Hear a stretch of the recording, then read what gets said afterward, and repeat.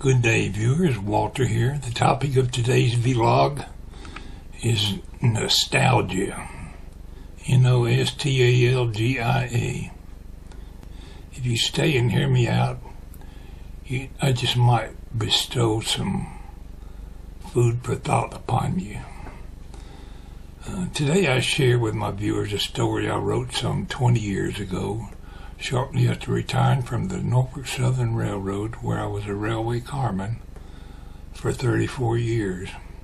Had I not foolishly got injured and forced into retirement, I would most likely have been in service with the railroad over 40 years.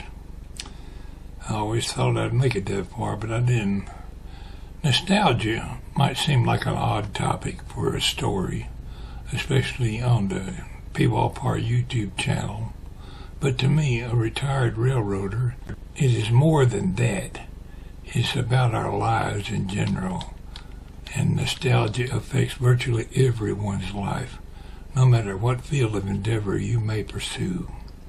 My opinion, which matters mostly to myself, is that if a person isn't affected by feelings of nostalgia, and at one time or another, then they aren't normal, or they have not yet matured.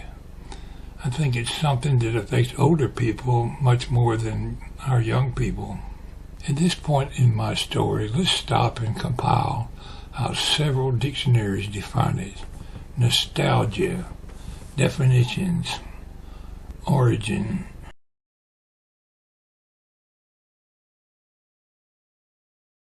The sense of acute homesickness, from the Latin word nostos, N-O-S-T-O-S.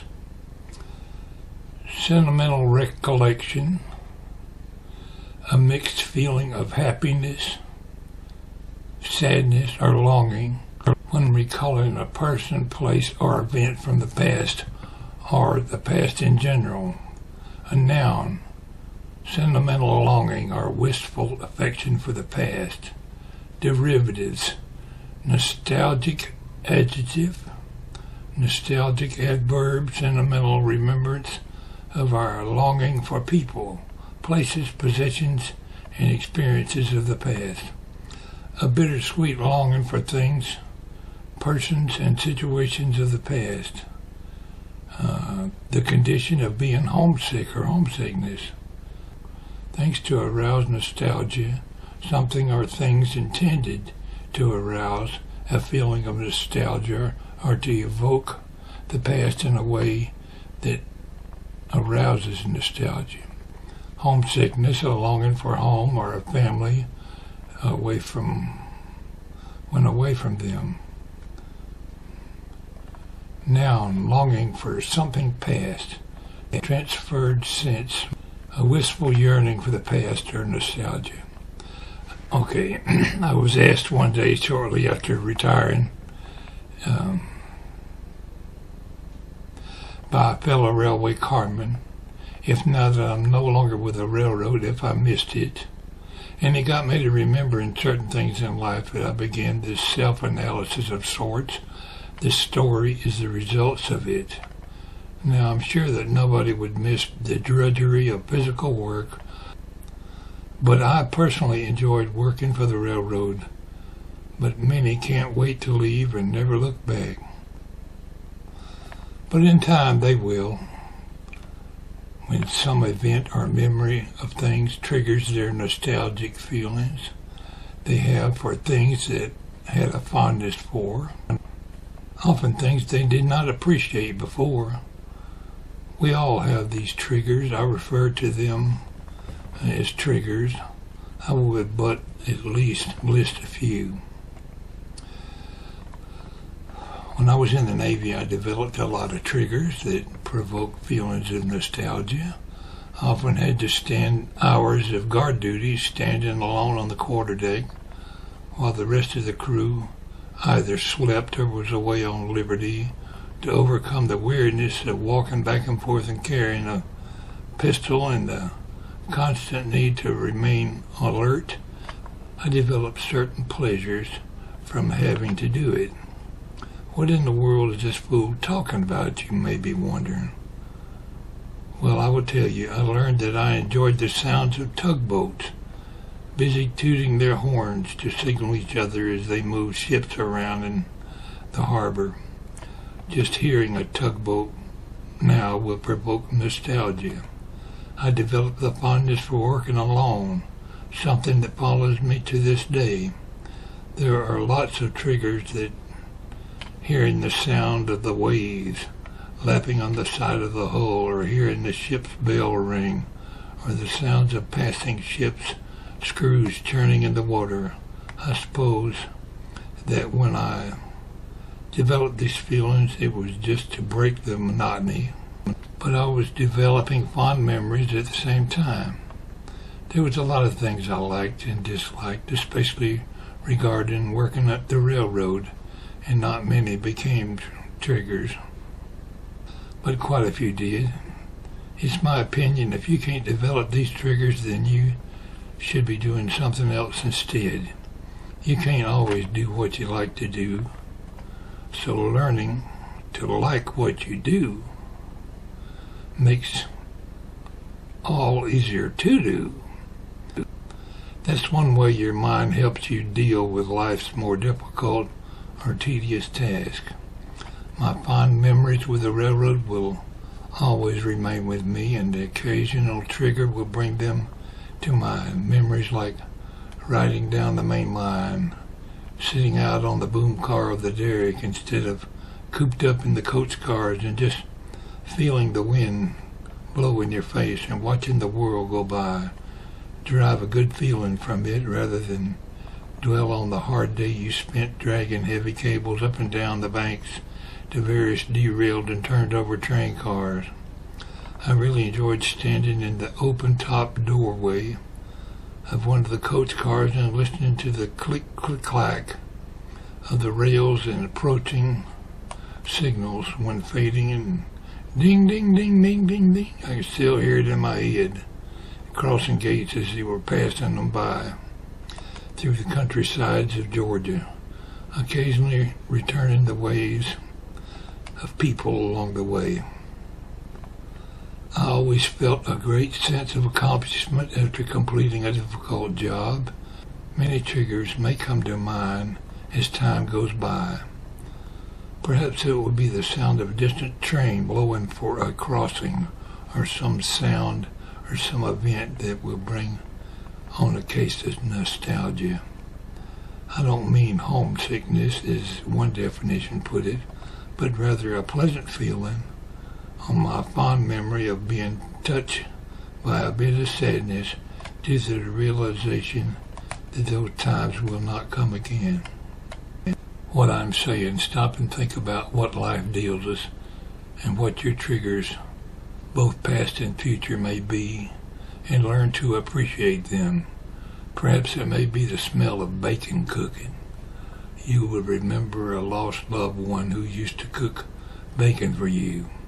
It could be just about anything.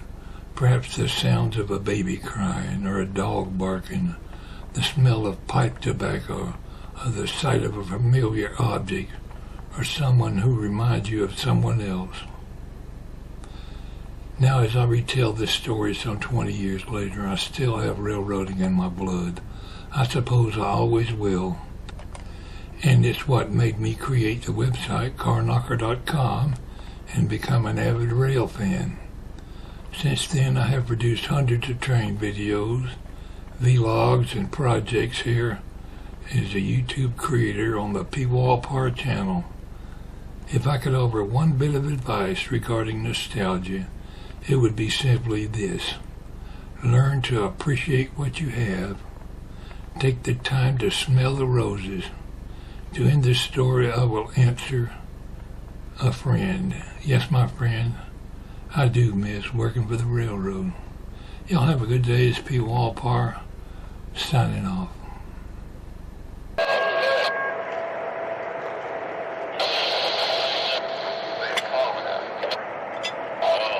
They're talking about me. Them boys are talking about me.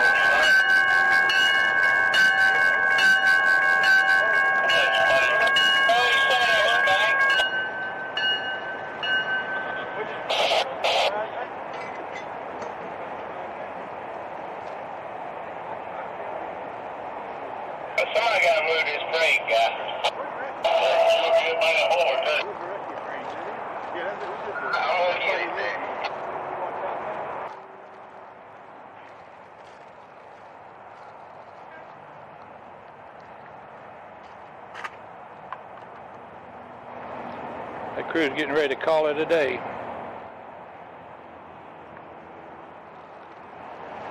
They're parking for today.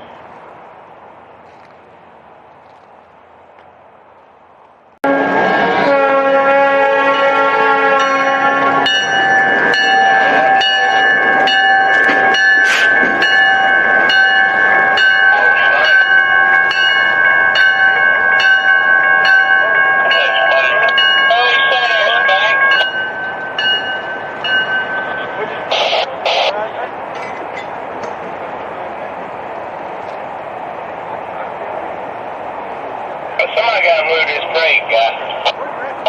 You'll be by the horse, huh? I'm going to get it there.